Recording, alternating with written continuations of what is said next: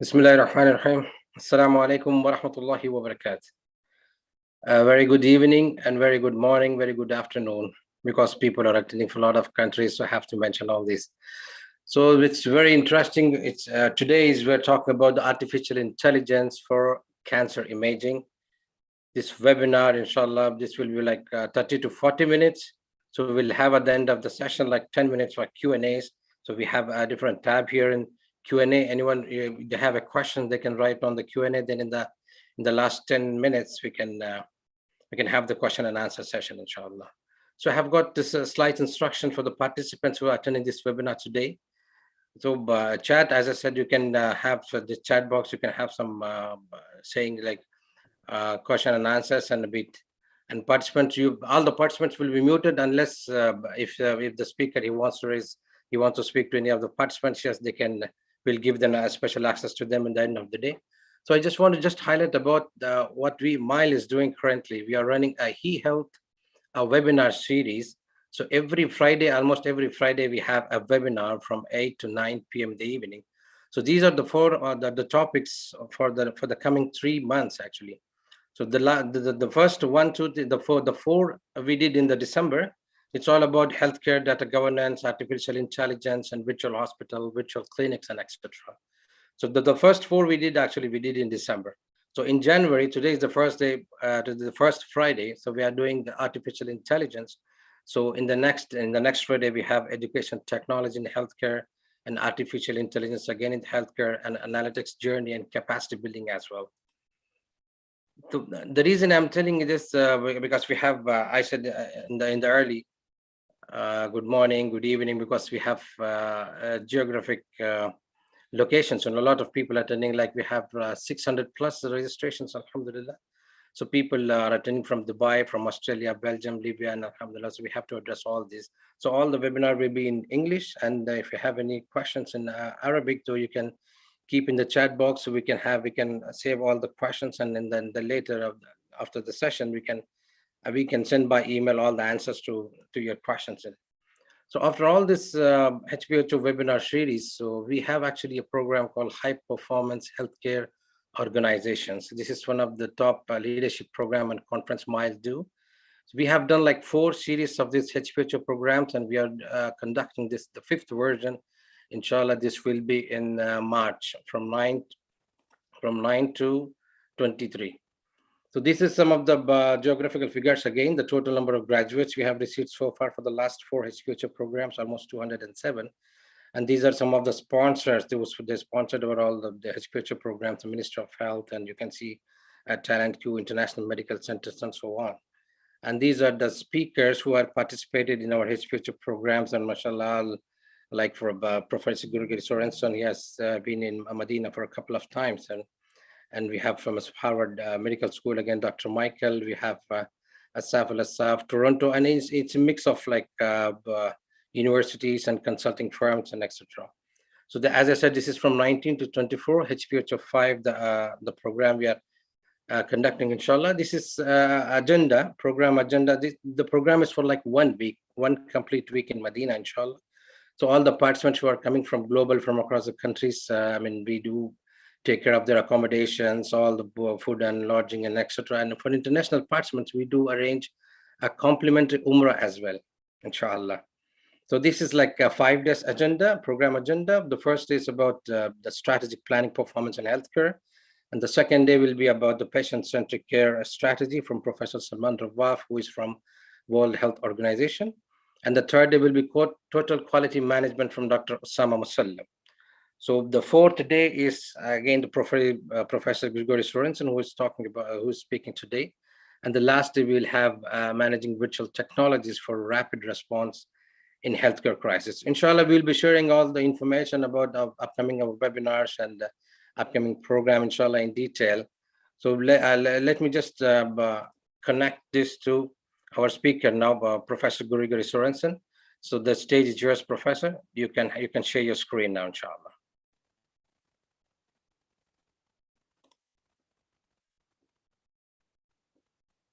Fantastic.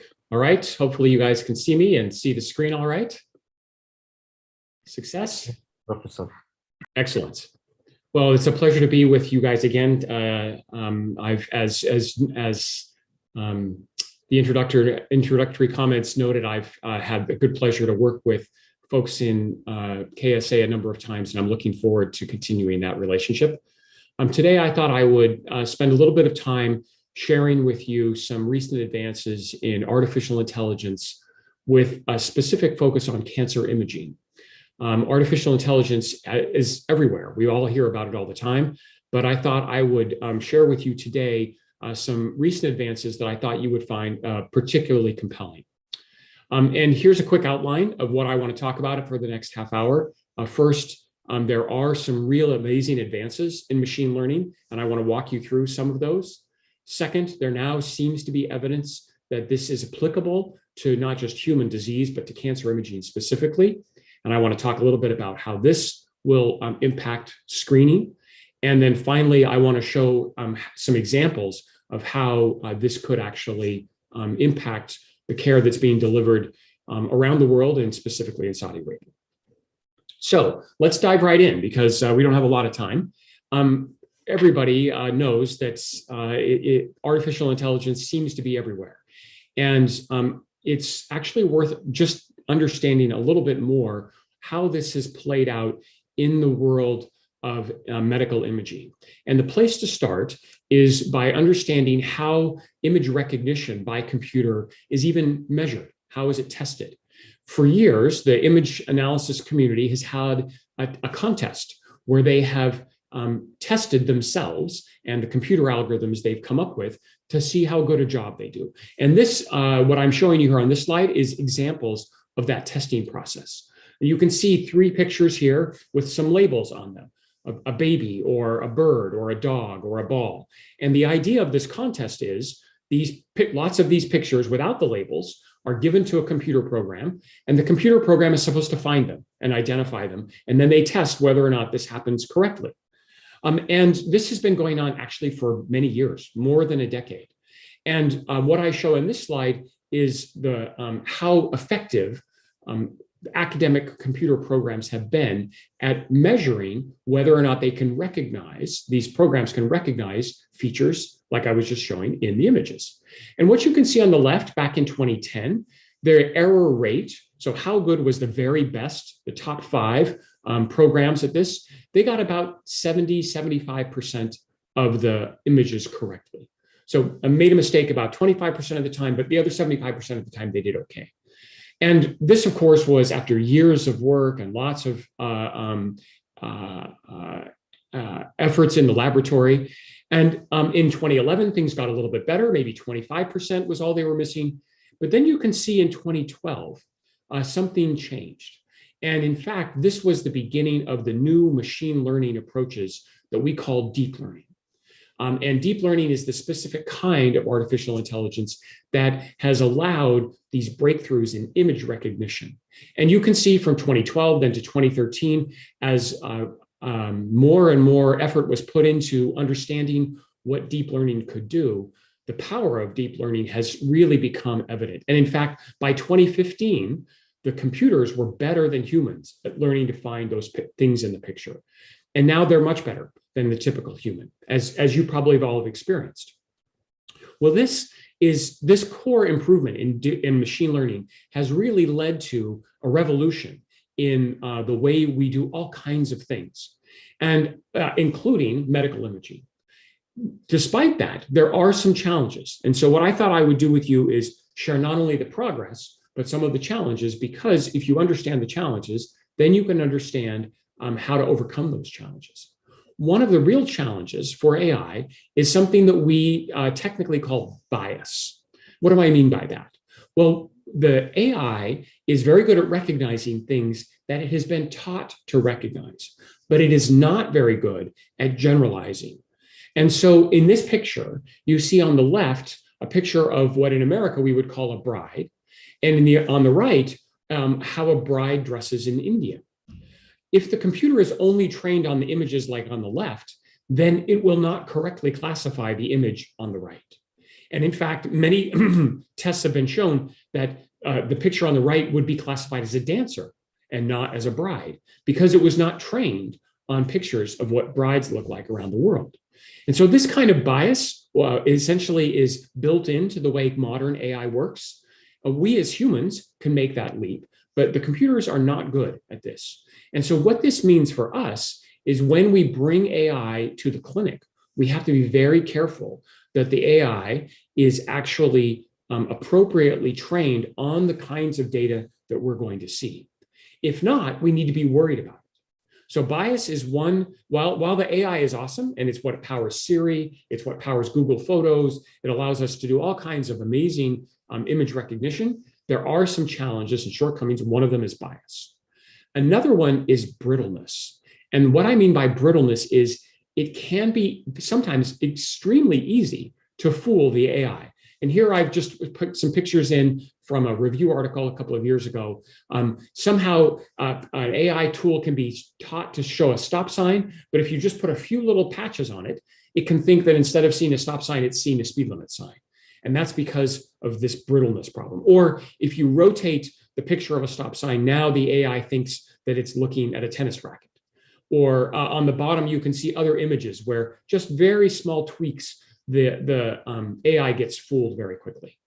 And what this means is we need to be aware of this and be aware of this limitation, and we can build in tools to overcome that. So while AI is very powerful, better than humans in some ways, worse than human in other ways. Here's some specifics for this. If we add noise in a very specific way, we can actually make what the AI thinks is one type of abnormality into another type of abnormality. And this, of course, takes a little bit of hacking. It takes not just any kind of noise, but a special kind of noise we call adversarial noise. But this example that was shown a few years ago, you could take what was initially thought to be a benign abnormality and change it to a malignant abnormality, even though to our eye, it is the same. This is, again, kind of this bias problem of the AI, or even just rotating this brittleness. So you might think, as I talk about these kinds of defects, if you will, or limitations of AI, that this will make AI not workable in the clinic. And I'm here to tell you, okay, that's all these kinds of biases exist for humans also. I can tell you, as I've been a radiologist for many years, and as a radiologist, if you are tired or if you're distracted, you too can make mistakes.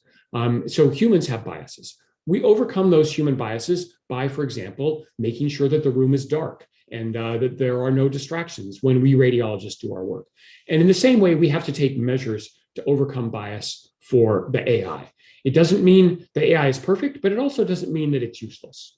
Okay, so if I think through how the story I'm trying to tell you is, first of all, AI is very powerful. Second of all, it's not all powerful. It has some limitations.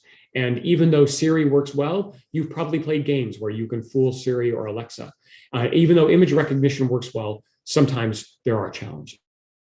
Now, I'd like to move from the general to the specific. And let's talk specifically about one application that I want to spend much of the rest of our time on. And that's image recognition for breast cancer. And I choose that because, as you know, breast cancer is still a major cause of morbidity. In fact, there was a recent paper out just last week in JAMA Network Open, I believe, or JAMA Oncology, that highlighted that breast cancer remains one of the top causes of female morbidity and mortality worldwide. And we have tools to try to overcome that morbidity and mortality. That's mammography. But we know the performance of mammography is not always perfect. And so this has been known now for decades. Back in 1994, Joanne Elmore, a good friend and collaborator, she published a paper in the New England Journal highlighting that the variability amongst radiologists is quite high. And those of you who work in medical field or have talked to radiologists know that some radiologists are good and some radiologists are not so good. So as a result, one of the first areas we've taken the idea of using AI and trying to bring it to patient benefit is in breast cancer. And in 2020, Google published a paper in Nature that showed that they could do actually better than human performance. What you see, interestingly, is the performance of the humans wasn't all that good. These receiver operating characteristic curves, or what I have listed here as AUC 0.625, this is a sophisticated way that we measure performance. The ideal performance is 1.0, and then the curve is basically a straight line up and a straight line over. And 0.5 is basically a coin toss. So that's basically not so good. And 0.6 is good, but obviously 0.74, where the AI got, was better. You can see in one prospective randomized trial of mammography, the area under the curve for film screen mammography or digital mammography was about 0.75, 0.8. So this is kind of as good as mammography is, and we know there's quite a bit of variability amongst the humans. So we thought this could be a place where we could use AI to help. And in fact, just one last point on this slide, if you see the 5 red points in the middle, the 5 red purple points, those are actually individual human readers. There's quite a bit of variability amongst the humans. We also know this is quite variable when we've looked at human studies in the United States. This is a table that basically says that the best performing doctors are still only about 80% sensitive, and or maybe 85 and 90% specific. And this is even with allowing for, this is without allowing for gatekeeper bias, where the radiologist gets to decide what is right. And we know from other studies that when we look at groups of radiologists, that about half of them do not perform within the guidelines that we'd like to perform. So this actually is a great problem for AI. It's an important problem, breast cancer. Humans are good, but not great at it. They can use help. And if we had a powerful AI tool, we could find potentially more cancers. And so this is an exact example of where I'd like to show you that AI can bring some benefit. So let's talk about how that benefit might come about.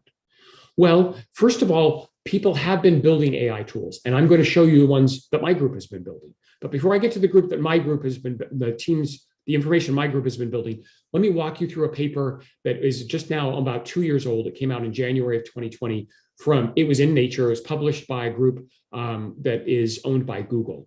And they showed that they could actually do better work than humans. That's what these black curves being higher than the human purple curves mean. And although you still see the variability and you do see the improvement, there were some criticisms of this paper, but I think overall it was a good proof of concept. And in fact, they showed some interesting examples, as I show you here. On the left, you see a case that all 6 of the humans missed, but that the AI found. And to their credit, they showed on the right a case that all the 6 humans found, but that their AI missed. And I would say this was an early, strong showing for the AI. It shows that it has the potential to find cancers, but also shows some limitations. Since that time, many groups have actually been working on this, and now there are a number of FDA-cleared products. In fact, the company I work with now, called Deep Health, actually is developing this product, and we hope to submit it to the FDA for clearance in the next few days. And I'll show you some results from that.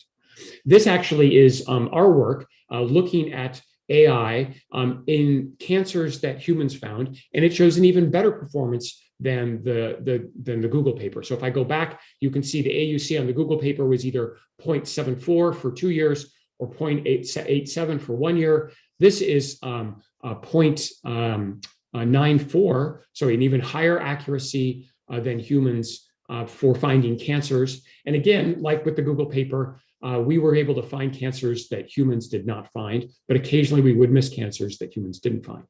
What was interesting about this paper, and where I think it really shows the promise of AI, is after identifying cancers that humans did find, we went back 1 year. We went to the women's files, and we said, okay, this was a cancer that was found, say, in 2019. What about in 2018?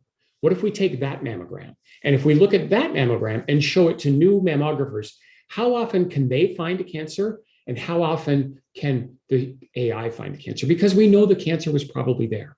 We know that breast cancer doesn't grow in a few months. It takes years to grow. That's when we've studied it in cell culture and other areas. We know that if the cancer was here today, it was probably there a year ago, with a few exceptions.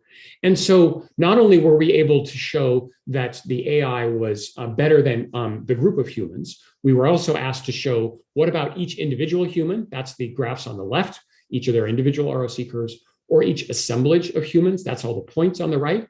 Okay, so AI is better than humans at finding these index cancers. But interestingly, we could also find these pre-index cancers. That is to say, cancers that humans missed. And I'll show you more examples of those in a bit. But this was the first real proof. We had 5 readers. We asked them to look at these hard cases because other humans had missed them too. The humans found some, but the AI found even more. And again, whether we looked at individual human performance or groups of human performance. And let me show you an example of this. This is an index cancer. So this was the one that was picked up by humans in the clinic. And when I blow up the image, you can actually see this is the suspicious lesion. When we look at the pre-index case, this is one that when the case was interpreted 13 months earlier, the human did not see a cancer here. However, the AI did find a cancer here, and it highlighted it in this box. And this gave us some confidence that AI is actually able to identify these cancers earlier. And in fact, I think what I'd like to finish with now is some further examples of how this AI actually is capable of doing things. We know that AI has been shown to be somewhat better than humans. Interestingly, I think we would need to now be able to say, can the AI be better at humans, whether they're highly suspicious readers or whether they're not suspicious readers, because readers have different styles, and that's what these different curves mean. Each of these purple points on the left, or each of the very small dots that you see in the graph on the right, those are individual readers. And you can see that they have different sensitivities and specificities. And in both of these studies, the way that whether a cancer was determined as correct or not was with a biopsy. So we basically only took biopsy-proven cancers, and then we gave these cancer cases mixed in with normal cases to humans and said, hey, can you find which cases are cancerous and which cases are not? And so then they had to sort through them, and we used ground truth of biopsy as the ultimate answer. What's interesting is that humans have their own performance. And what this tells me is that they have their own style of performance, I should say. And we probably need different styles of AI for different styles of reading. Now, I want to tell you just a little bit about one other feature about AI that I think you find interesting. And then I'll show you some examples, and then we'll have Q&A. So just a few more minutes. One of the big questions and criticisms of AI is that it gives you a yes or a no answer. It says, this is a dog or this is a cat, but it often has a hard time explaining why. What are the features in English or in language? We could talk to each other. And if I was reading and a student said, Dr. Sorensen, why do you think this mammogram is suspicious? I could say, well, look at this right here. And the AI doesn't do a good job of that yet. And so we've been building tools to try to overcome that. And one of the tools we built is a way for the AI to output the image with highlights of what it sees as suspicious. And so this is something we call a maximum suspicion image or a maximum suspicion projection. And so and we can actually look at that, and we can look at each pixel, and we can say, okay, here's the part that we're most suspicious about. And it turns out that actually looks a lot like a regular mammogram. So on the left, you can see a regular mammogram. And that, when we put that through our algorithm, it says, maybe that's a cancer, maybe it's not. But if we ask the AI, make a map of all the things that you see are the most suspicious and just highlight those, now you can see as highlighted in the top red arrow box, this abnormality, and it does look more suspicious. Here's another example. Without this kind of maximum suspicion projection, it might be questionable about why the AI thinks this is dangerous, but with the maximum suspicion projection image, we can see it. And here's a third example. Now, I'd like to just finish by saying one other interesting new thing we've done. Part of the way I've come to you is as a radiologist that worked at Mass General for 20 years as a radiologist. And then I started my own AI company. And this AI company then was acquired by a large imaging provider in the United States. So for the last year and a half, I've been working in a mammography enterprise. And we've built a tool to try to speed up the workflow for these doctors. They asked us, could you take your AI and help us just sort which mammograms are dangerous and which mammograms are not? This is a very practical thing. You sit down in the morning, you have a list of 50 mammograms you need. Wouldn't it be nice if you could actually have the most dangerous mammograms to look at first when you're fresh in the morning, and then you could go faster on the least dangerous. And so that's one use case that we have come up with. And we've actually built a product, we call it SageQ, that manages your queue of work. And it basically does what I'm showing diagrammatically in this workflow. It takes a big group of mammograms, some of which might have cancer in them, some of which we don't. You don't know which ones. It runs the AI through it. And now it puts a red mark on the suspicious ones, and it puts a green mark on the less suspicious ones. And this lets you prioritize your workflow. The way this works for we radiologists is we sit down, and normally our screen looks like the ones on the left. And now there's this new column that has a little icon in it, and you can sort on that column, and that's the work list on the right. And now all the dark fill-in ones, those are the ones that are suspicious, and we would then potentially read those first, or we could read those last. And this has become very popular for two reasons. One, it lets the doctor focus in the morning when they're fresh on the hard cases from the day before, but also they know on the easier cases or on the less suspicious cases, they can go more efficiently. They don't need to spend as much time because the AI hasn't found anything. Now, you might say, is the AI really trustworthy? And for that, I'd like to show you some examples, because we humans learn by example. And what we've done here inside the mammography practice in New York City is we've done something under a quality assurance program. We basically said, if a mammogram is read as normal, so in the mammography terms, this means BI-RADS 1 or BI-RADS 2, no need for any follow-up. Then we send those to AI. And if the AI still thinks those are suspicious, then we send those to a second interpreter, a human, an expert human. And they look at the first image, the first interpretation with the images, they look at the AI, and then they decide, do I need to call the first doctor back and say, you know what, I think you missed something. And we have found now over 75 cases where there have been misses. And I thought I would show you some, because it both teaches us how humans read, but also gives you an example of where the AI can save things. And here's an example for this. So this is a mammogram, and this is the kind of mammogram that we see in and day out. And the way we, as I said, this was read as a normal by the human, but then it got sent to the AI, and the AI flagged something. And you might say, well, what's wrong here? I'll show you. This is what the AI flagged, this very small box down here, right at the edge of the film. And it's very common for us radiologists. We know one of our bias points is we miss things at the edge of the film often. So when we blow this up, you can see with the arrow, this is actually more suspicious. And in fact, this was worked up, it was biopsied, and this was a well-differentiated invasive ductal carcinoma, IDC, that was HER2 negative, but ER and PR positive. Let me show you another example. This is a classic mammogram that tells you why I hate the idea of being a mammographer. Each of those circles is a mole marker. So we ask the technologist to put a mole marker on the skin so that shadows that are due just to the moles don't become thought of as cancers. So all of these little rings are mole markers. And then this is already a very dense, busy breast. And again, this was read as normal by the interpreter, sent to the AI. The AI said, no, I don't think it's normal. Here's what I'm suspicious about. Again, this little thing at the edge of the film, this was worked up. And again, another invasive ductal carcinoma, HER2 negative. So this was another cancer that where we found it, that the human would have missed it. Another example, this is one where the woman who's had previous surgery, that's what those arrows are pointing to as scar markers. And so those scars, of course, throw you off a little bit as an interpreter.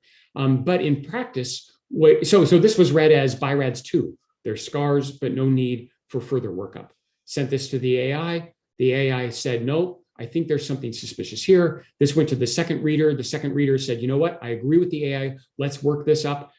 Triple negative breast cancer, the worst kind of breast cancer, is the most dangerous kind of breast cancer, is triple negative. So my point here is that, in fact, what we're showing is that the AI in a clinical practice now has been able to find cancers that the humans were missing.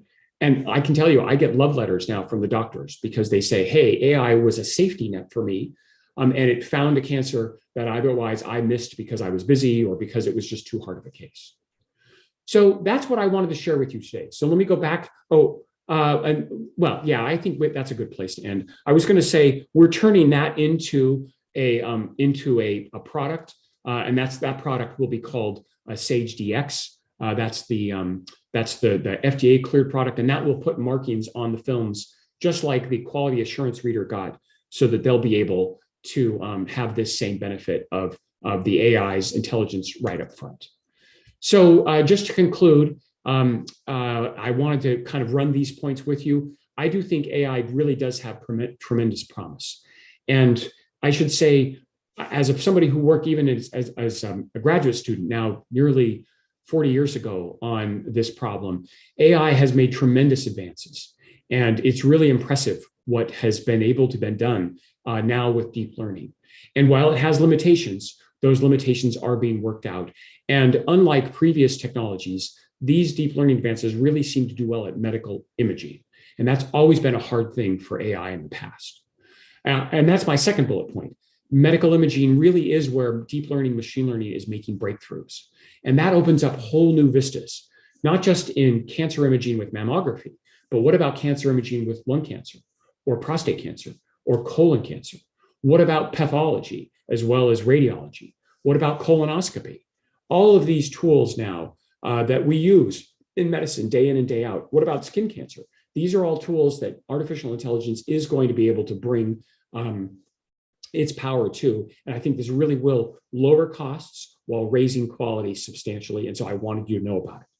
And I would say because of its scale, in mammography in the United States, we do more than 40 million mammograms a year. It's the most common, one of the most common, if not the most common medical procedure, imaging procedure. It's having really very powerful early results. We're finding cancers earlier. We're reducing recall rates, which lowers costs. We know that cancer is a big disease, and the best way to reduce the medical burden of cancer is through screening. We need to find the cancers when they're in early stage, before they've already spread. This is when it's most cost effective to treat. It's got the least morbidity and mortality. It saves the most money for the system. Everybody who studies this carefully recognizes that screening is the right way to tackle healthcare costs. But screening is expensive. We think we can fix this with machine learning. That's what ML means, machine learning and deep learning. That's the AI, that's the new advances in AI. And this machine learning in mammography really is having some serious breakthroughs.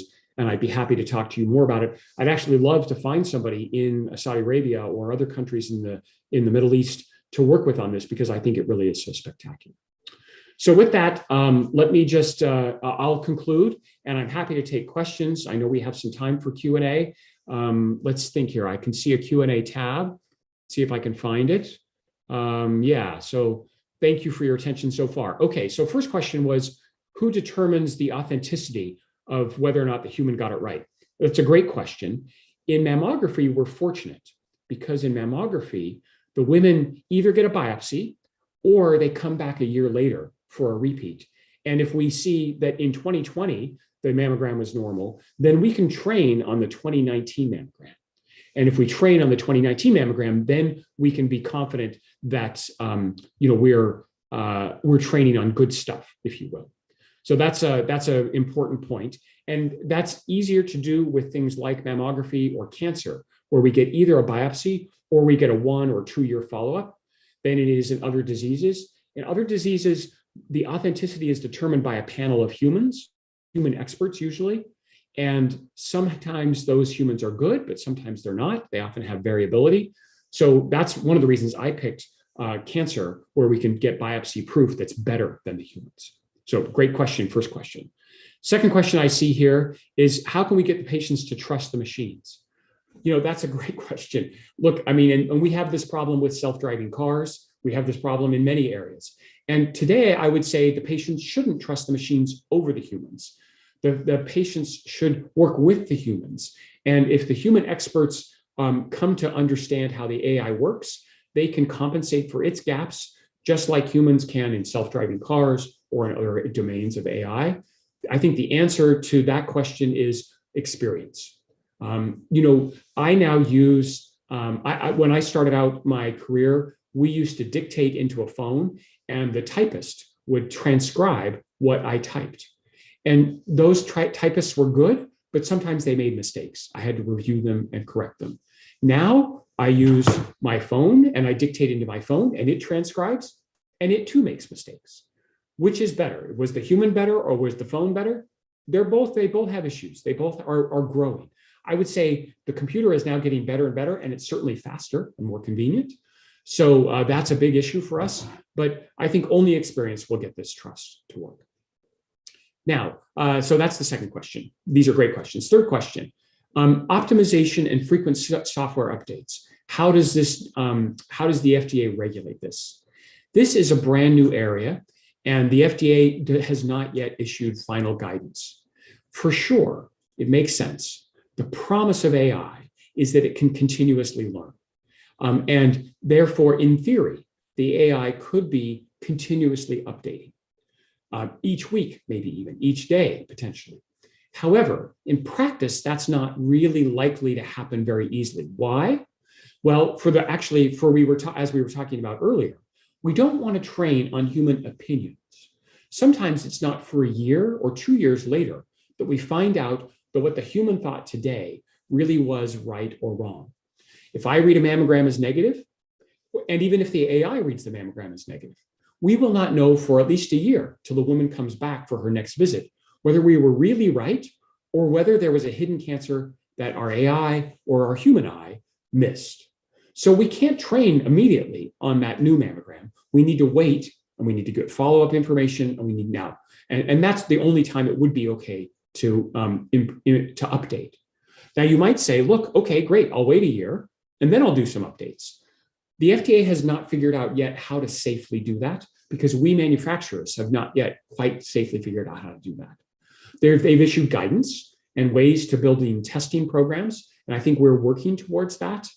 We all hope that we could have frequent software updates, but I would again caution you, just because a local group thinks they know the answer, the standard of evidence can't just be their opinion. It really does need to be something more rigorous. And that's the bar the FDA holds us to as manufacturers, and that's the bar that we need to hold ourselves to as well. Great. So next question, AI as a safety net. This is exactly the point I was hoping to raise and bring up, so thank you for this question. In my final examples, we at RadNet, the group that owns my company now, and Lenox Hill Radiology in New York City, we have exactly decided to initially propose it as a safety net. And that way we can learn the strengths and the weaknesses of the AI. And what we've learned is that the AI is very good, but if it does have some limitations. For example, the AI does not know how to look at old films. We know I can tell you, having been a radiologist, that if you can look at the old films, we radiologists get smarter if we look at the old films. The AI doesn't yet know how to look at old films. And so if the AI says it's normal, that doesn't mean you should call it normal until you have looked at the old films yourself. And you should look at the old films. And if you do that, then you have some chance of seeing the abnormality. At some point, we will train the AI to look at old films. The initial results that other groups have published of looking at old films isn't that impressive. And so that's why we have not done it yet, but we will at some point. So I do think that there is real possibilities for humans and AI to work together. And I do think that starting off with the AI as a safety net is in fact, kind of the right way to begin with this. So thank you for that question. Now, another question that's asked, what's the cost benefit of these technologies? That's a super important question. And I have to tell you, as a business guy, this is the most important question to me. If I can't get paid for this AI, I can't afford to invest to develop it. So I need to deliver a lot of value. I need to deliver enough value that it's cost beneficial for you as a user to buy it from me and deploy it in your setting, and it's still and at a price that I can make money. Because if that doesn't work, then the whole system, is really just kind of an experiment, and it won't really work in the long term. And so I think that's really kind of the key question is how can we do this in a way that is truly cost effective? My initial guess here, or my initial hypothesis, is that mammography is the right place to do this because it's so high volume that even if I can't get paid all that much as a mammography software provider, let's say I only get paid $5 to process each mammogram, with 40 million back, I can get paid $200 million a year in the US. There I can build a company on that. And in the United States, we get paid over $200 to do and read the mammogram. So paying $5 for a higher quality, okay, maybe that works because I'm 30% more efficient, I'm 10% higher quality. I can share as a provider some of that with the software developer. The software developer can then make enough money to keep developing new software. For sure, it has to be cost beneficial. And probably this may mean that we need the payers eventually to pay us for the added benefit that we're bringing. If we are really saving lives and we are really reducing medical care costs, then the payer should pay us to actually do this. Otherwise, the incentives go wrong.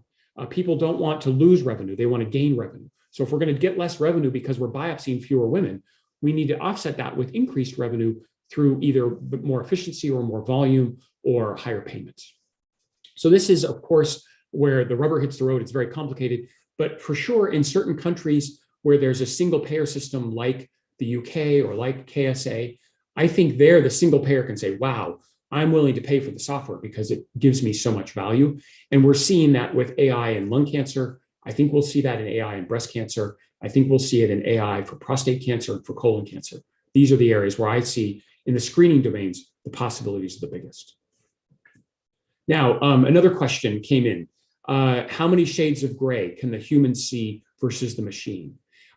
Good question. So studies of the psychometrics of human perception suggest that we humans can typically see between 128 and 256 different shades of gray. We call this either 7 bits of grayscale or 8 bits of grayscale, 2 to the 7th or 2 to the 8th, because each is a binary bit.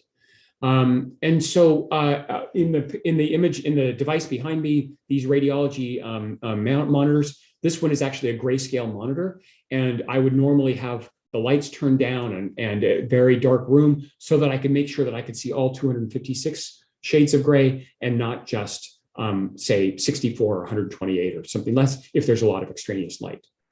The computers can see more. Computers can do 8-bit, or not just 8-bit, 256, they could do 10-bit, 1024 shades of gray. However, is that important for the diagnosis of breast cancer? Too early to tell. It might be, it might not be. Hologic, the big vendor, along with Siemens and GE of mammography machines, argues that their latest machines are both higher resolution and higher grayscale resolution, and that this is important.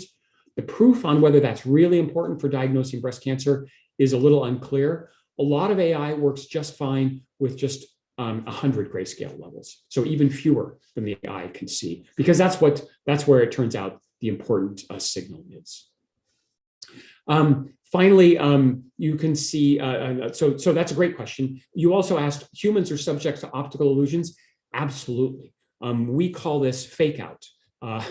We in the radiology world have a whole bunch of things where you can fake out the human and you get tricked, or you have biases. Like I said, it's too bright in your room or you're too tired. And so all of these issues for sure are things where we want to identify improvements or possible improvements for both humans and for AI and have them work together.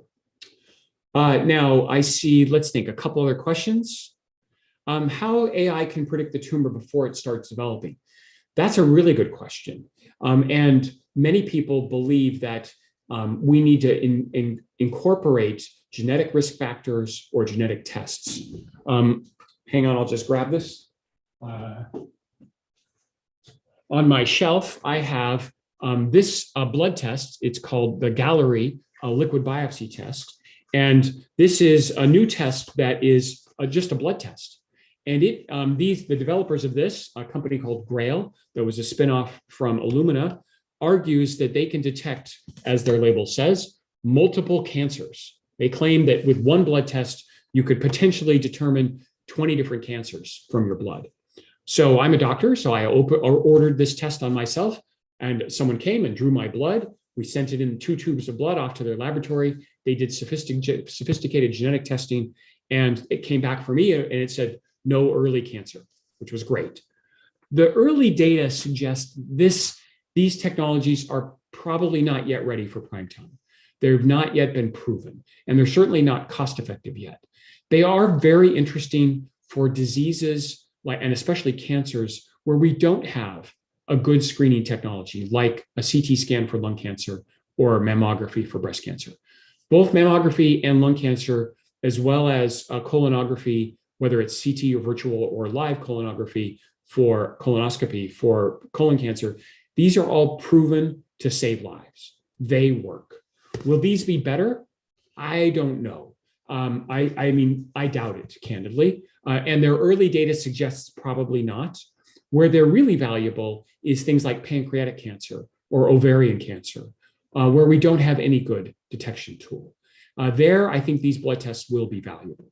Could we predict it even before it starts developing? Maybe. Then what do you do with that knowledge? You don't want to do a mastectomy, for example, or lung removal. You kind of just have to watch.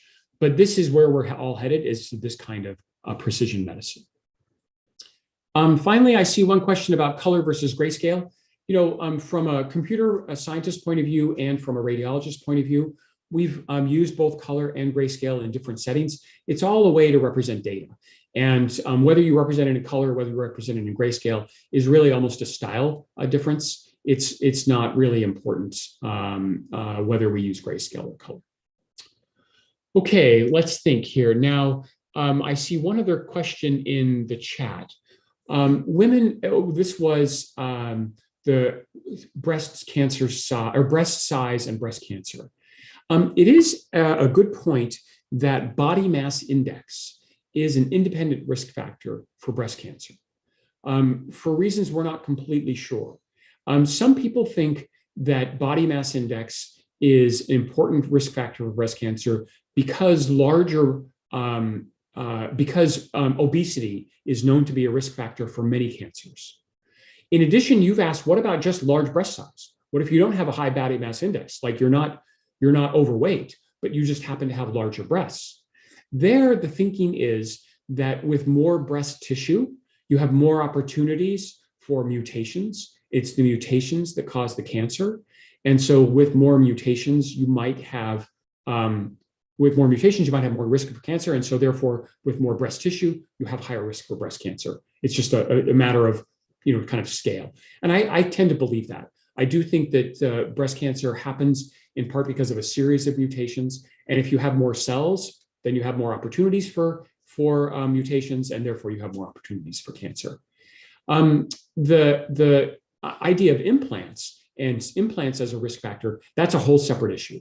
Implants, of course, don't add any breast cancer tissue. They don't add any body mass index, but they are their own independent risk factor, probably due to the surgery and the healing and other issues. So, the implants are, they actually do throw off the AI. You need to train the AI to read around implants, but they're a kind of a completely separate question. Finally, let's think here if there's anything else. I don't really see any other questions that I can answer effectively, but I left my email address. I will put it one more time in the chat for those of you who are interested. You can definitely email me anytime, Sorensen@deep.health or Sorensen@radnet.com. That's another easy one. And I'm happy to take questions more. I'm also hoping to come and visit you guys in Medina in March for the 5th High Performance Healthcare Organization. And with that, I think we will. I think my time is up. Is that right, Zavar? And I'll turn it back to you. Yes, sir. Yes, so thank you, Professor. Thank you very much. Very, very, very informative slides. So I have a question that most of the participants they attend, and they need to have the slides. If you can share the PPT version that we can. Yeah, sure. Yeah, I can create. I'll create a PDF. It's kind of big because of all the images, so I'll try to shrink it down, and I'll send you the PDF, and you can distribute it.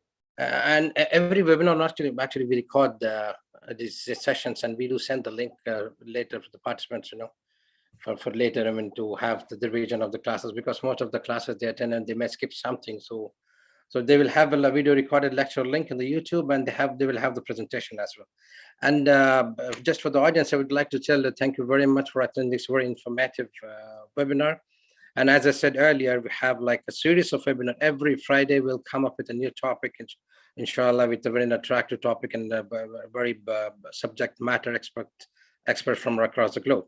And the last thing I would like to say, we have like created a platform on the LinkedIn for all healthcare, high performance healthcare organizations. So we'll be posting all the upcoming health webinars and the program details and all the, even we are trying for the CME hours as well. So inshallah, we'll get by a week or two, inshallah. So we'll keep on updating on the, I will share the link in the chat box as well again. So I would like to thank you very much for everyone for attending from across the globe. For some people, it's too late in the night. I have some people from Indonesia. It's like it's 2 a.m. in the early morning, but still they are attending, and they were actually chasing me for last two days. You know, when is your next program? I want to stay awake. I will sleep, but I will get up. So people are very interested. Alhamdulillah, that's a good point. Inshallah, we'll try to get as the best professors as the best webinars, inshallah, in every Friday. And just stay tuned. We'll keep you on updating. And I think we have a couple of missed some of questions in the chat. But what normally our practice, what we do, that we'll copy all the chat communication. We'll try to find if there are any questions that I can send you personally. Then you can answer. Then we can again further answer back to all the participants as well, inshallah. Jazakumullah khair. Thank you very much for everyone. And inshallah, see you next week, Friday. Stay tuned. Assalamu alaikum. Thank you, Professor. Thank you very much for that. Assalamu alaikum wa rahmatullahi wa barakatuh.